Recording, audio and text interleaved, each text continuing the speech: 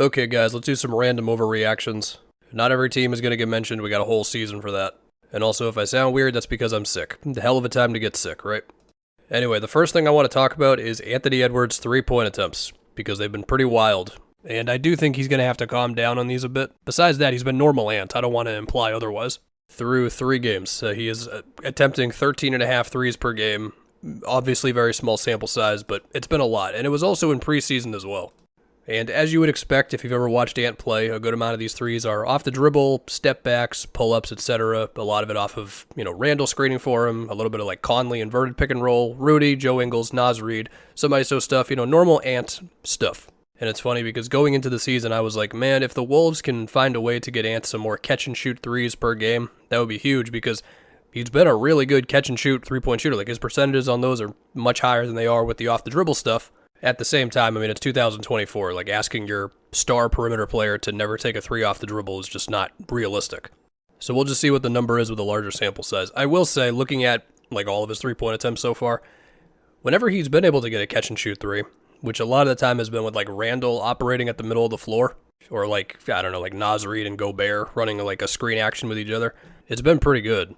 And yeah, an open Anthony Edwards catch-and-shoot three is great, but that also means he doesn't have the ball in his hands, and of course they need him to have the ball in his hands a lot. So the off-the-dribble threes are inevitable. It's just the number so far has been kind of outrageous. Next up, we're going to go to the Nuggets, who have had about as rough of a stretch offensively as you could imagine this early into the season. They did beat the Raptors last night. It did require a 10-point comeback with 2 minutes left and then an overtime. But in those 2 minutes, you did see a signature Nuggets run where they just pretty much couldn't be stopped on offense. There were 3 Jokic post-ups, and he's been amazing so far this year. No surprises there. It's more so everything around him. But, he has a post-up on Davion Mitchell, which I got a kick out of that one. Nice idea, Raptors. Pirtle, Scotty Barnes. And then the basket where Murray got the reverse layup to force the overtime, that was just a good old-fashioned Murray-Jokic clear one side of the floor and let him figure it out. And so Jamal cuts baseline, he finishes through 3 dudes in the paint, and there you go. We go to overtime, they win in overtime. Hooray. Also thought Christian Brown was really good, getting downhill, working off of Jokic handoff actions, good stuff like that. He also had a big 3 during that late run. With all those nice things being said, and while that game was definitely better than them getting blown out by the Thunder and then losing to the Clippers, you did still see some of the things pop up in that Raptors game that they're just going to have to deal with this offense. Now, as far as Murray's inconsistency and MPJ and stuff, in that game, Murray was 6 for 20, a lot of pull-ups, a lot of mid-range jumpers that just didn't drop in, but of course he, ended up making a few big ones. Yeah, I don't know, man. Okay, that's all I got on Jamal Murray right now. MPJ, a similar thing. The bench lineups, which one of those guys plays with the bench lineups, these are all things I got to figure out. The Dario Saric minutes so far have just not been good at all. The other thing, too, is, the shooting, you just can't ignore it. They took 23s in that game. They shot 45%, hooray. But, 9 three-pointers made. You're creating a math problem for yourself that when you have the best player in the world, you can get through it. But it's still just something you got to deal with. And, I think we all know that they were already kind of fighting the math a little bit with their three-point attempts before they lost KCP and also before they kind of lost, Justin Holiday, if that matters at all, for the few minutes off the game or off the bench that he would get. So, yeah. And then there's the whole, just teams are going to pack the paint a little more than they could in the past on you. Also, they're just not going to really be scared of Russ out there. He was a little better in the Raptors game, sure, but it is possible Julian Strawther can grow to be a big shooter for him. He's made his threes so far this season. He was a great shooter his last year in college. His rookie season, I think he dealt with an injury, and when he came back, he was out of the rotation, and then that was just kind of it for him. So we'll see. Now let's go to the Lakers. Oh, and by the way, I recorded this part before their loss to the Suns in the second game they've had this season last night, but I'm still keeping it all. I think it all still applies. The Lakers are fun, and not in a it's fun to watch Laker fans freak out on Twitter kind of way. They're just fun to watch right now. Sure, LeBron's always going to give you a buff to watchability, but it's more so very early on in this season where, in that comeback against the Suns, where they were down, 20-something early and the Suns couldn't miss a 3, I just really liked the way they fought back, where defensively, especially in the third quarter, yeah, they did get a little lucky on the Suns missing some threes and Nurkic just being bad, but I also thought the Lakers pulled off some plays where their defense was really connected. The Suns had a offensive rating of 110 in the second half of that game, which is a low number nowadays. So, for example, on the same play, you've got LeBron aggressively switching onto Book, who was trying to get a screen from Royce O'Neal, and then later on in the same play, AD is high up on a screen with Plumlee and Book, while LeBron is also reaching from behind on the ball, so then Book is just kind of stuck in the mid-range. AD just existing as an offensive player. Austin Reeves did go nuts in that game. And then you had the Kings game where that fourth quarter they scored 44 points. And yes, there were definitely some LeBron I'm going to make a shot over Sabonis or whatever stuff going on. But there's also just like good offensive plays. Like Dalton Connect screening for LeBron, who's cutting. And then right after that, he gets the handoff action from Jackson Hayes in the post.